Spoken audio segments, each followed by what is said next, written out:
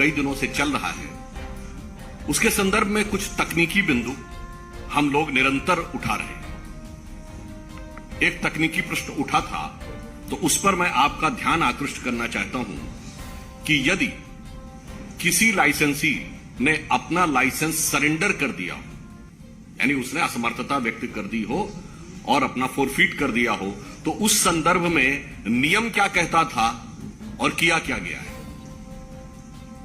Policy जो बनाई गई, उसके पृष्ठ क्रमांक 20 पर बहुत स्पष्ट शब्दों में लिखा है, जिसका मैं उदाहरण आपके समक्ष रखना चाहूंगा कि in case of surrender of retail licence by some allottee the security deposit shall be forfeited, यानी उसके द्वारा जो भी जमानती राशि रखी गई है वो जब्त होनी चाहिए, and the zone will be retendered, उसके बाद उसकी पुनः निविदा निकालनी चाहिए, and the said licensee be prohibited from practice in the bidding process for a period of 2 years, और उसके बाद उस संबंधित व्यक्ति को 2 वर्ष के लिए उस निविदा की किसी भी प्रक्रिया में भाग लेने से वंचित कर देना चाहिए। यानी बहुत स्पष्ट है कि यदि कोई व्यक्ति अपना अलॉटमेंट छोड़ता है तो ना उसका पैसा वापस होना चाहिए, और उसके अलावा उसको अगले प्रोसेस में भाग लेने से पूरी तरीके से प्रतिबंधित कर देना चाहिए। परंतु इसके बावजूद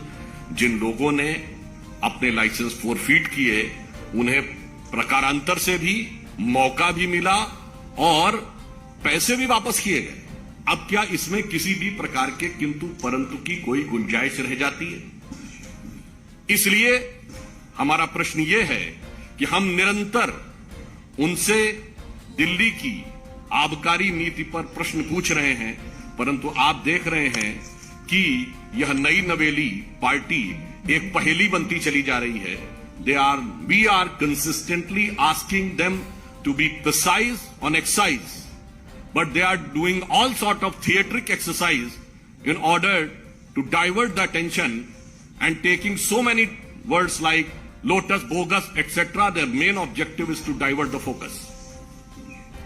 परंतु आप देख रहे हैं कि जब से हमने यह विषय उठाया और हम निरंतर केवल बिंदुवार वस्तुनिष्ठ यानी point wise and objective question पूछ रहे हैं, तो वो क्या जवाब देते हैं? कभी न्यूयॉर्क टाइम्स की बात, कभी शिक्षा नीति की बात, कभी कट्टर ईमानदारी की दुहाई, कभी बिरादरी की दुहाई, कभी लोटस की बात, कभी बोगस की बात, कभी विधानसभा का सत्र, और आज राजघाट पर जाकर उन लोगों ने प्रदर्शन किया। मैं ये बताना चाहता हूं, ये भारत की राजनीति का अद्भुत उदाहरण है। राष्ट्रपिता महात्मा गांधी, जो शराब के पूर्णतः विरुद्ध माने जाते हैं, इस देश में ऑफिशियली उनके जन्मदिन ड्राई डे माना जाता है, और शराब में एक पौवे के बदले दूसरा पौवा देने की नीति बनाने वाले लोग जाके राजघाट पे महात्मा गांधी की समाधि पे अपनी सत्यता की दुहाई दे रहे हैं। इससे समझ में आता है, मतलब कहना नहीं चाहिए, अगर ऑन द लाइटर नोट कहें तो भाई ये मुफ्त की रेवड़ी तो बांट रहे थे, पर रेवड़ी के पेड़े सबसे ज्यादा बेवड़े पा रहे थे।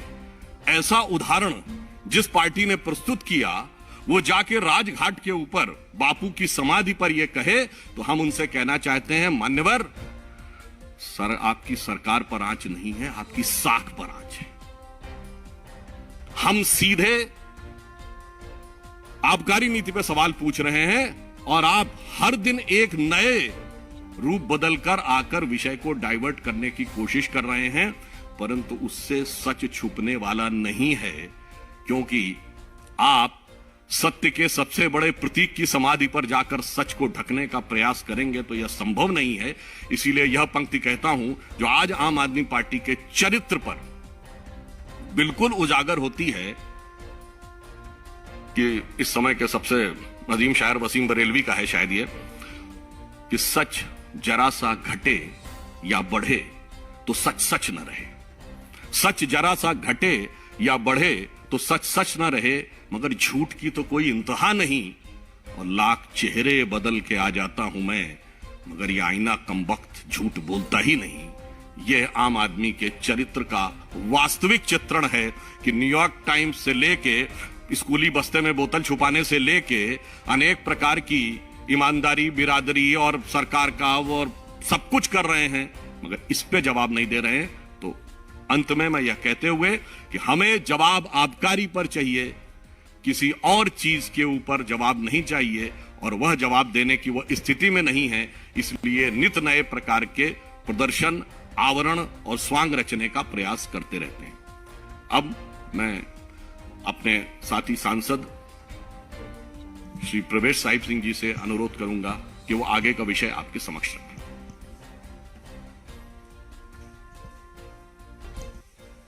धन्यवाद सुधांशु जी।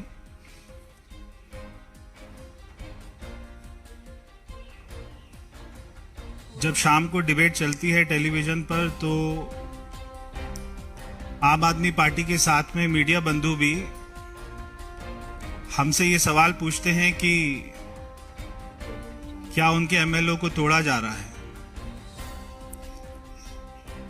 हम कोई किसी बात पर भी जवाब नहीं देंगे, क्योंकि प्रश्न पहले हमने खड़ा किया कि आपने शराब में घोटाला किया,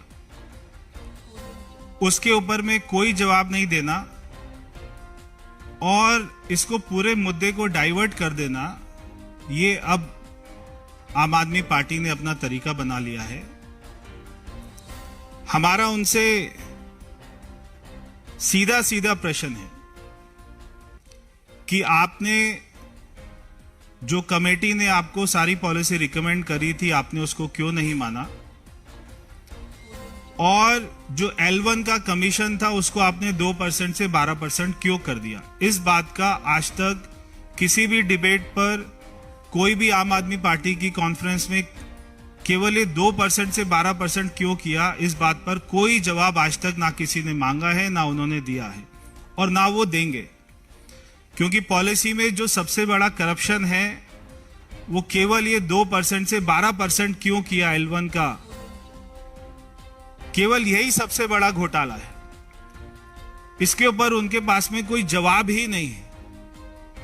ये वही पार्टी है जो हर बात पर कागज दिखाने की बात करती थी, जो हर बात पर जन सर्वे कराने की बात करती थी, जो कहती थी कि अगर किसी मोहल्ले में ठेका खुलेगा तो वहां पे सारा मोहल्ला की मीटिंग होगी, उसके बाद में वो तय करेंगे कि ठेका खुलेगा या नहीं खुलेगा।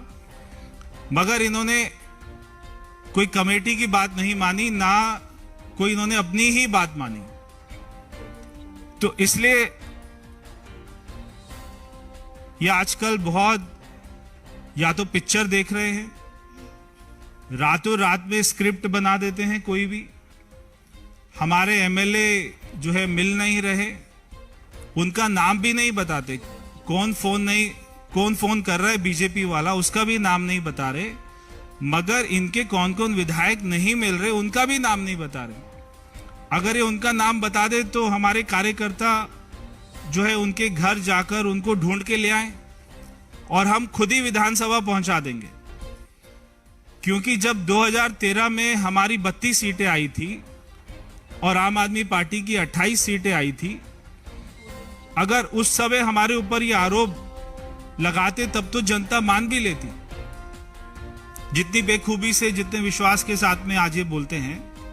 मगर आज जब हमारे केवल 8 विधायक हैं और इनके 62 विधायक हैं, अगर 50 विधायक भी आ जाएंगे तो भी हमारी सरकार नहीं बनेगी। तो हमारे 5 विधायकों को जो है खरीद रहे हैं, 10 को खरीद रहे हैं, इस बात में कोई दम ही नहीं है। तो हम कोई भी जो भी इनके प्रश्न है उसके बारे में तब तक नहीं बोलेंगे जब तक ये हमारे प्रश्नों का जवाब नहीं देंगे। हमारा एक अपना किसी व्यक्ति ने, एक मैंने पिक्चर देखी थी शोले, तो वो शोले का बहुत फेमस एक डायलॉग है, जब वो जय वीरू की शादी के लिए बात करने जाते हैं मौसी से, तो फिर वो उनसे पूछते हैं कि भाई अपना जो है कोई झूठ वूठ तो नहीं बोलता। तो बोलते नहीं, कोई ऐसा झूठ नहीं बोलता, बच्चों की कसम खा लेता है, बस जो है अन्ना जी को धोखा दे देता है, गाड़ी बंगला सिक्योरिटी ले लेता है, कांग्रेस से समर्थन लेकर सरकार बना लेता है। हमारे नेताओं पर झूठे आरोप लगाकर माफी मांग लेता है और ज्यादा झूठ नहीं बोलता, बस इतना ही झूठ बोलता है। तो वो पूछते हैं विकास तो कराता है ना, विकास को डेवलपमेंट तो करा रहे हैं। हाँ करा रहे हैं, अपने घर में, सरकारी घर में 21 करोड़ का स्विमिंग पूल बना रहे हैं, और क्या विकास कराएंगे? यमुना, हाँ कोई यमुना को साफ नहीं कराते हैं, दिल्ली को सबसे पॉल्यूटेड राजधानी बना देते हैं, एक भी नया स्कूल, कॉलेज, हॉस्पिटल, स्टेडियम नहीं बनाते हैं। बाकी नेता हमारा अच्छा है। भाई शराब वराब तो नहीं पीता, ना ना ना ना, बिल्कुल खुद नहीं पीता है, मगर हमारे बच्चों को पिलाता है। 25 साल की उम्र को 21 साल कर देता है। रात को 3 बजे तक रेस्टोरेंट खुले, ठेके खुले, उसके लिए परमिशन दे देता है। शराब माफियाओं के साथ मिलकर घोटाला करता है, जो ठेके की संख्या है उसको डबल कर देता है, बस और कुछ नहीं करता। नेता हमारा अच्छा है। भाई अपना राष्ट्रीय सुरक्षा का तो ख्याल करता है, अरे बहुत बड़ा देशभक्त है। केवल सर्जिकल स्ट्राइक पर सवाल उठा देता है कभी कभी, और पाकिस्तान में इसकी बहुत तारीफ होती है, देश को दुनिया में बदनाम करता है, और दिल्ली में रोहिंग्यास को पानी बिजली मुफ्त मुहैया कराता है। नेता हमारा अच्छा है। भाई लोगों की स्वास्थ्य की चिंता तो करता है ना तुम्हारा केजरीवाल? भाई लोगों की नहीं करता है, अपनी तो खूब करता है। जब से मुख्यमंत्री बना है 35 किलो वजन बढ़ गया है। कोई हॉस्पिटल नहीं बनाया, कोविड में एक भी ऑक्सीजन कोई प्लांट नहीं लगाया।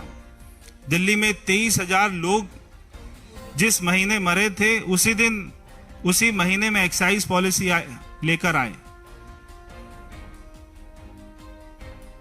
सारे मंत्रियों का इलाज अपोलो हॉस्पिटल में कराता है, सरकारी हॉस्पिटल में नहीं भेजता। दिल्ली में मोदी जी की आयुष्मान योजना को लागू नहीं करता। नेता हमारा अच्छा है। तो ये इनकी हाल हो गया है। आप इनसे केमिस्ट्री का सवाल पूछो, हिस्ट्री का जवाब देंगे। तो रातों रात में इनके एमएलओ को कौन अटैची में भरकर ले गया, कौन उनको बोरी में डालकर ले गया, कौन कहां ले गया, आप हमें बताइए केजरीवाल जी। अगर आपका कोई एमएलए नहीं मिल रहा है, आप हमें बताइए, हम दिल्ली पुलिस में कंप्लेंट करके उसको घर से अपनी गाड़ी में लेकर आपकी विधानसभा में आपके घर तक पहुंचाएंगे, सुरक्षित पहुंचाएंगे। आप उसका नाम, मगर नाम तो बताना पड़ेगा, कौन आपको फोन कर रहा है वो तो बताना पड़ेगा।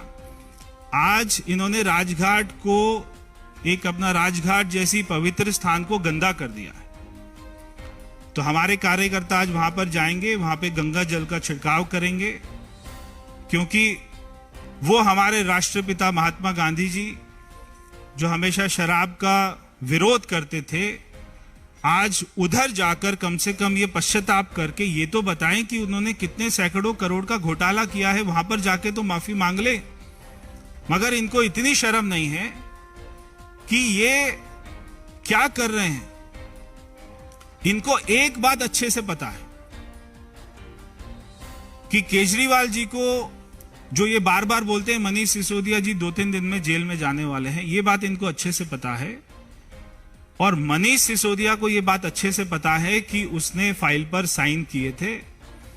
चाहे ये जो मर्जी, जितना मर्जी अच्छा ड्रामा कर लें, चाहे एक दूसरे को ऑस्कर के लिए नॉमिनेट कर दें, मगर इनका जेल जाना निश्चित है। इनको जेल जाने से कोई नहीं बचा पाएगा, क्योंकि जांच एजेंसियों के पास में सारे सबूत हैं, सारे गवाह हैं, सारी डील, सारी ट्रांजैक्शन कहां कहां कैसे कैसे हुई है, उनके पास में सारी रिपोर्ट है। इसलिए इनका बच पाना मुश्किल है। बहुत बहुत धन्यवाद। अगर सुधांशु जी को कुछ ऐड करना हो तो वो करेंगे।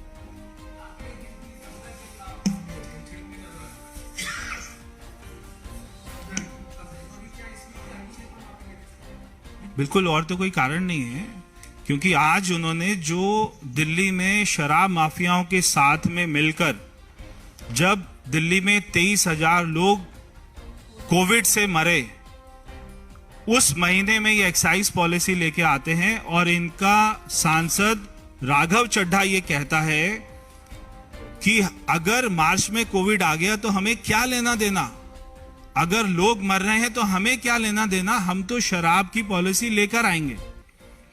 अगर ऐसे लोग हमारे राष्ट्रपिता महात्मा गांधी जी के समाधि पर जाएंगे तो निश्चित ही वो जगह अपवित्र हो गई है। इसलिए हम कार्यकर्ता मिलकर वहां पर जाएंगे, गंगा जल का छिड़काव करेंगे। धन्यवाद। बस अभी जा रहे हैं, थोड़ी देर।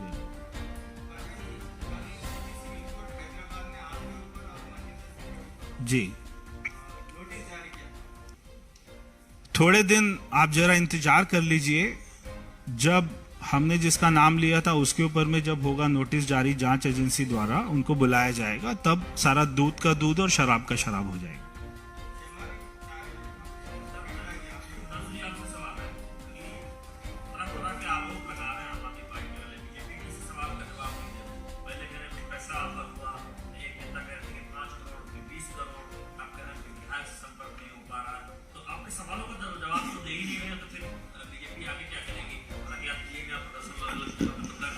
देखिए, अनर्गल आरोप लगाना उनकी नैसर्गिक प्रवृत्ति है। न मेरी बात मानिए न उनकी बात मानिए। यह भारत की राजनीति की एकमात्र अद्भुत पार्टी है जिसने नेताओं पर अनर्गल आरोप लगाए और सर्वोच्च न्यायालय में जाके माफी मांगी।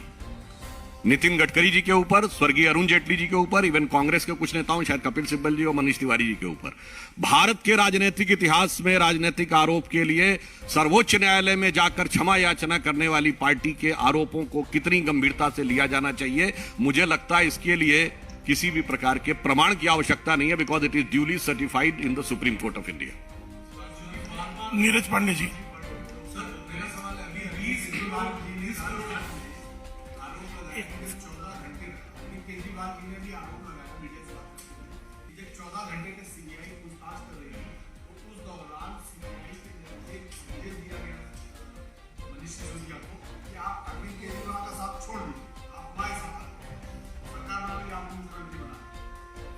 जो संदेश उन्होंने अपने दारू के ठेकेदारों को दिया था, जो लिखित में रिफ्लेक्ट हो रहा है, उस संदेश का तो जवाब नहीं दे रहे हैं। और अपने अद्भुत अपरिमित अंतर्ज्ञान से पता नहीं कहां से उनको ये इल्हाम हो जाता है कि वो ये बताना शुरू कर देते हैं। और जैसा कि अभी प्रवेश जी ने कहा, जब जवाब पूछा जाता है तो कुछ और बोलने लगते हैं। इसीलिए उनकी प्रामाणिकता, एक जैसे मैं कहता हूं, एक शासकीय शब्दावली में एक शब्द होता है ना, यदि किसी व्यक्ति की पूरी एक्ट ऐसा हो कि इंटेग्रिटी डाउटफुल हो जाए, तो उसमें यह कहा जाता है कि इनकी सत्यनिष्ठा और प्रामाणिकता पूर्णतः संदिग्ध हो गई है। तो exactly their integrity is totally under suspicion. Sanjay Sharma जी।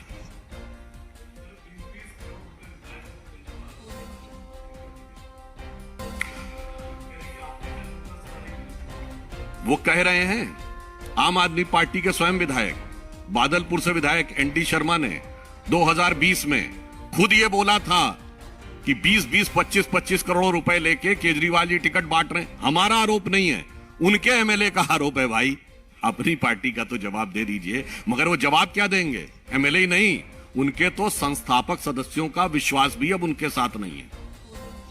बहुत बहुत। किसी भी राज्य में माननीय प्रधानमंत्री जी जाएं तो वहां के मुख्यमंत्री, वहां के मुख्य सचिव, वहां के डीजीपी पुलिस यानी कि डायरेक्टर जनरल पुलिस, वो वहां पर रहते हैं। लेकिन तीनों के तीनों वहां से गायब थे, अनुपस्थित थे।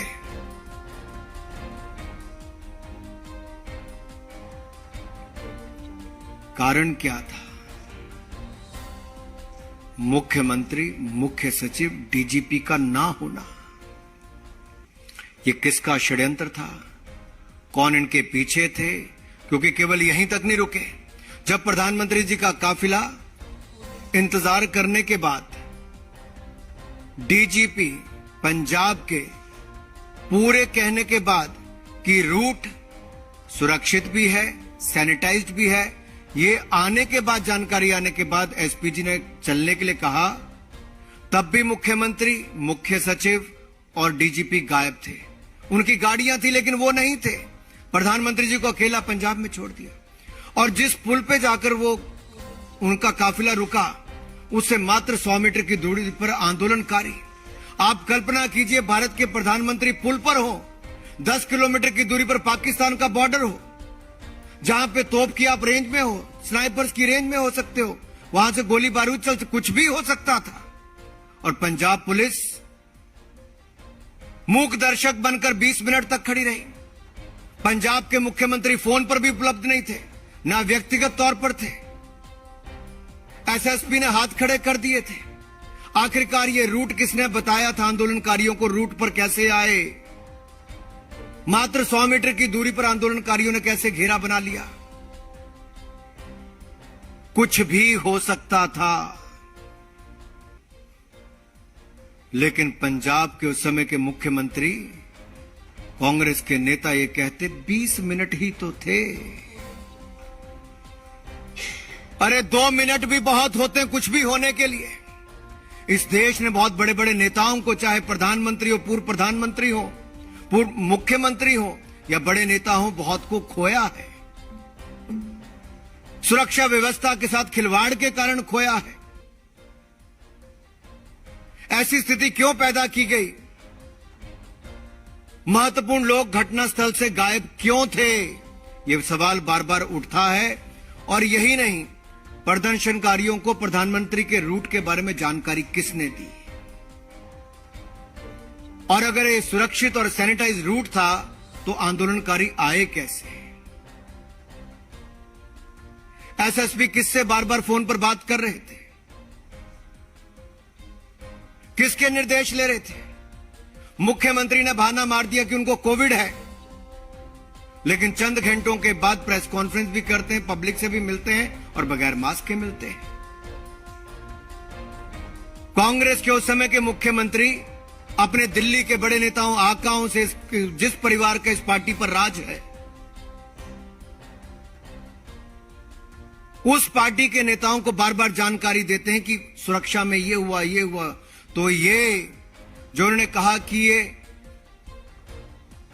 सुनियोजित, वो उन्होंने तो कहा स्वाभाविक था।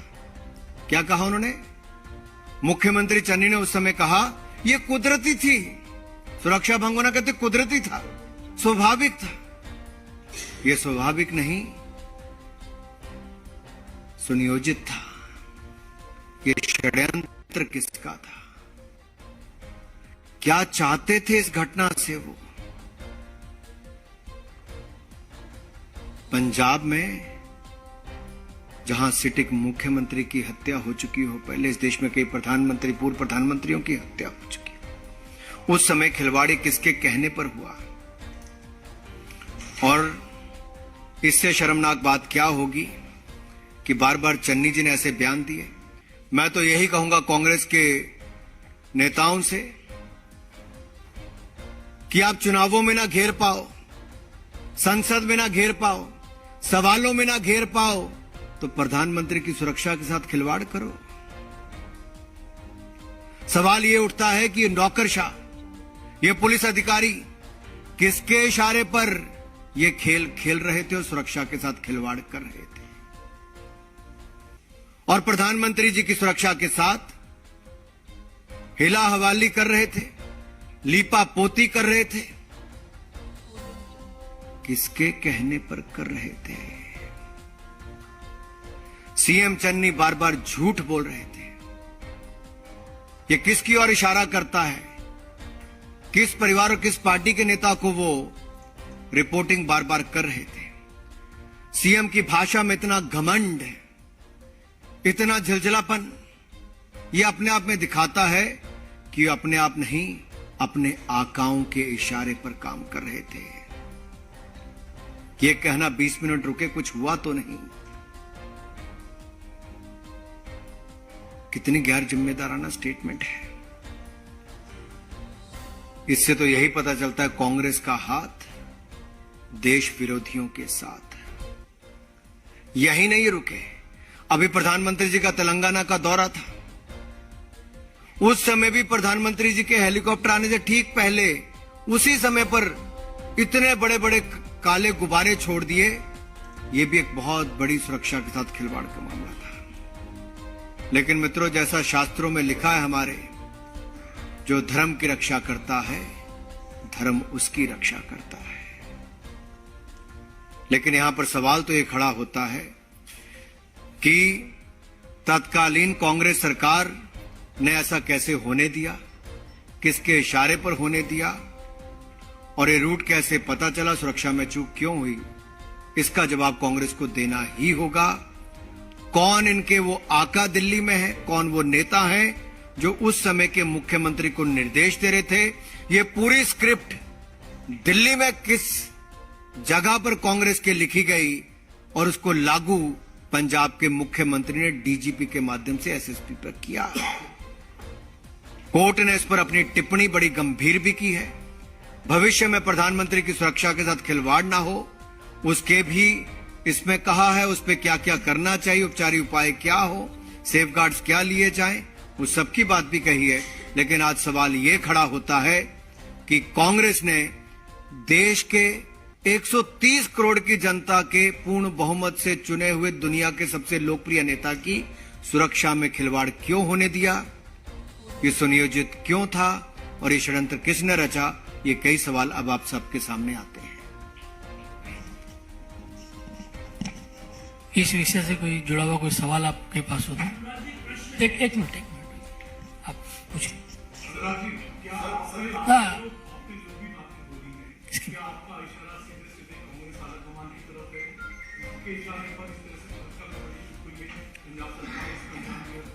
देखिए, प्रधानमंत्री की सुरक्षा में गंभीर चूक राष्ट्र के लिए गंभीर परिणामों के साथ साथ एक भयावह स्थिति भी उत्पन्न कर सकती थी।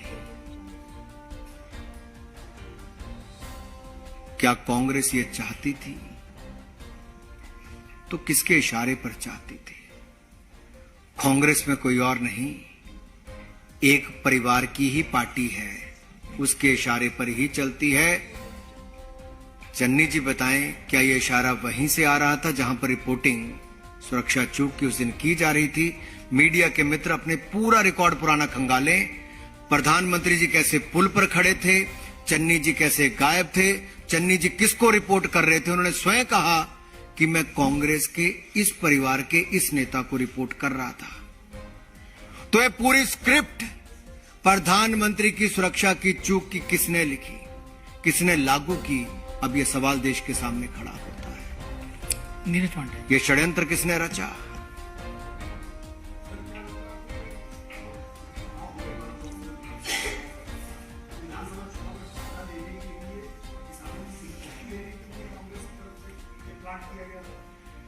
ये सवाल देश के सामने है। मैं चाहता हूं कांग्रेस के लोग इसका उत्तर दें। इससे क्या पाना चाहते थे? 10 किलोमीटर की दूरी पर पंजाब का बॉर्डर, हजारों आंदोलनकारी सड़क पर 100 मीटर की दूरी पर, पंजाब पुलिस सीन से गायब हो, मुख्यमंत्री फोन पर ना हो, डीजीपी ने जो सैनिटाइज और सुरक्षित रूट की बात कही, वहां पर उड़दम मच गया हो। प्रधानमंत्री की सुरक्षा में एक चूक हुई हो, बहुत बड़ी चूक। उस और इशारा करता है कि क्या राजनीतिक लाभ के लिए देश विरोधियों के हाथ में प्रधानमंत्री की सुरक्षा को लेकर इस स्तर तक गिरने का काम हुआ है। इतना नीचे गिर गए राजनीति में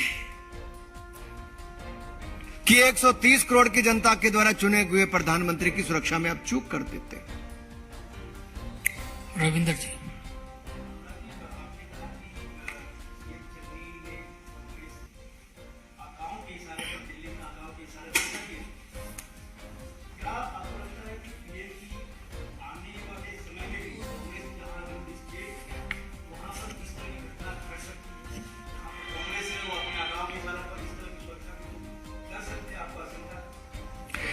देखिए, एसपीजी एक्ट के अनुसार अगर आप देखेंगे, स्पेशल प्रोटेक्शन ग्रुप एक्ट के अनुसार, तो उसके अनुसार भी राज्य के जो अधिकारी, जो अथॉरिटीज हैं, उसने इसका उल्लंघन किया है। ये सुरक्षा की जिम्मेदारी उनकी होती है। ब्लू बुक में बहुत क्लियर डेफिनेशन इसकी है और उसकी पूरी धज्जियां उड़ाने का काम किसी ने किया है तो तत्कालीन कांग्रेस की सरकार ने, उनके निर्देश पर वहां के पुलिस के अधिकारियों ने किया है। आखिरकार ये स्पेशल प्रोटेक्शन ग्रुप एक्ट जो है, ये देश की प्रधानमंत्री की सुरक्षा के लिए, वीवीआईपी की सुरक्षा के लिए है और इसके अनुसार ही राज्यों को अपनी सुरक्षा देनी होती है। पंजाब में कोताही क्यों बरती गई? किसके इशारे पर यह हुआ? षड्यंत्र किसने रचा? लागू करने वाले तो सामने आ गए। रचा किसने, रचेता कौन है इस षड्यंत्र के पीछे, वो सवाल खड़ा होता है। दिल्ली से मैं पूछ रहा हूं, दिल्ली से कौन ऐसा कांग्रेस का नेता था जो बार बार इशारा कर रहा था? अनुराग जी, जो सुप्रीम कोर्ट ने जो कमेटी ने कहा है उसमें उन्होंने ये भी कहा है कि पुलिस को जो है वीवीआईपी की सुरक्षा में की जो है विशेष ट्रेनिंग की जरूरत है। अगर ये विशेष ट्रेनिंग की जरूरत तो है, लेकिन जैसा आप इशारा कर रहे हैं कि यहाँ बड़े आकाओं के इशारे पर ये जो घटना जो है यहाँ पर प्रधानमंत्री की सुरक्षा में चूक हुई, तो ये इशारा किस तरह कर रही है? आने वाले दिनों के अंदर ये जो कमेटी ने सिफारिश की है इसको बेहतर तरीके से लागू किया जा सके, इसकी तरफ से केंद्र की तरफ से प्रिपेयर हो। देखिए, बहुत सेट फॉर्मेट है एसपीजी एक्ट के अनुसार और बाकी प्रोटोकॉल भी जो ब्लू बुक के अनुसार है। ये राज्य की सरकार को पर्याप्त सिक्योरिटी अरेंजमेंट करने होते हैं और अगर हवाई यात्रा ना हो तो उसका एक रूट तय किया जाता है, सड़क रूट, उसका एक ऑल्टरनेटिव रूट तय किया जाता है।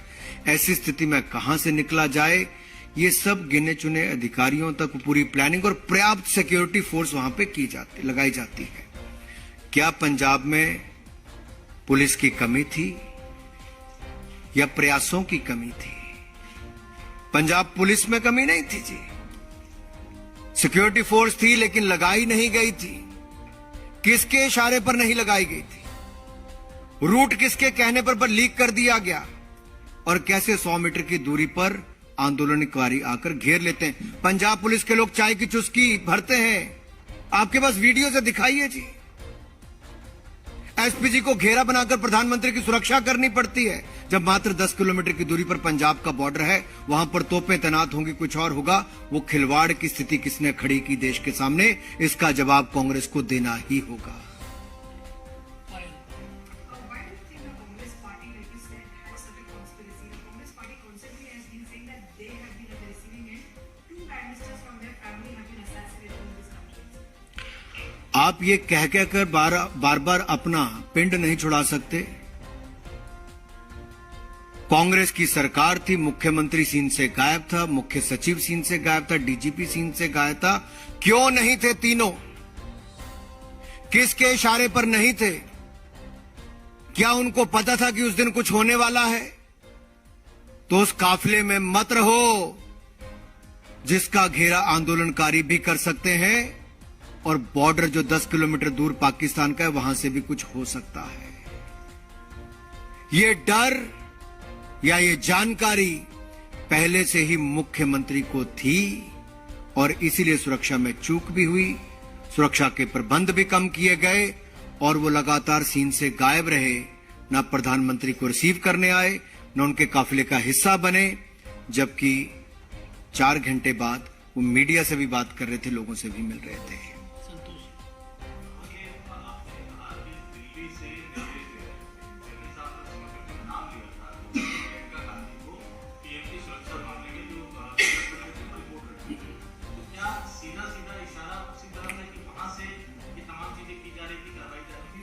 मुझे लगता है इसमें बहुत गहराई में जाने की आवश्यकता है। मीडिया के मित्रों को भी जरा पिछले अपनी रिकॉर्डिंग निकालें। वो सारे बयान सीएम चन्नी के कि 20 मिनट ही तो खड़े रहे कहते सड़क पे प्रधानमंत्री। 20 मिनट भारत के 130 करोड़ की जनता के चुने हुए प्रधानमंत्री सड़क पर खड़े रहे जो 10 किलोमीटर दूर पाकिस्तान का बॉर्डर है, और सीएम कहे कांग्रेस के कि सिर्फ 20 मिनट ही तो खड़े रहे। ये कितनी बड़ी चूक थी। और वो रिपोर्ट कहां कर रहे थे? आपने नाम ले लिया है कांग्रेस के बड़े नेता का। मैंने पहले भी कहा, एक परिवार जो कांग्रेस पार्टी को चलाता है उसको इस पर जवाब देना ही होगा। ये षड्यंत्र किसने रचा? ये स्वाभाविक नहीं, सुनियोजित था। विकास जी, आपकी बताओ।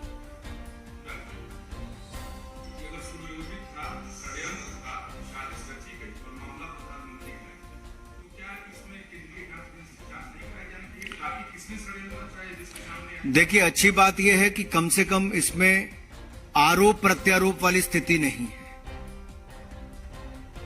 एक रिटायर्ड सुप्रीम कोर्ट के जज की अध्यक्षता की कमेटी ने बड़े वरिष्ठ अधिकारियों के साथ जांच करके अपनी रिपोर्ट पेश की। उसके बाद मुख्य न्यायाधीश जी ने अपनी उसके ऊपर रिपोर्ट पर जजमेंट दी है, टिप्पणी की। अब इसको बड़े विस्तार में आपको पढ़ना भी चाहिए और देश के सामने कई सवाल खड़े होते हैं कि आखिरकार प्रधानमंत्री जी की सुरक्षा में चूक क्यों हुई और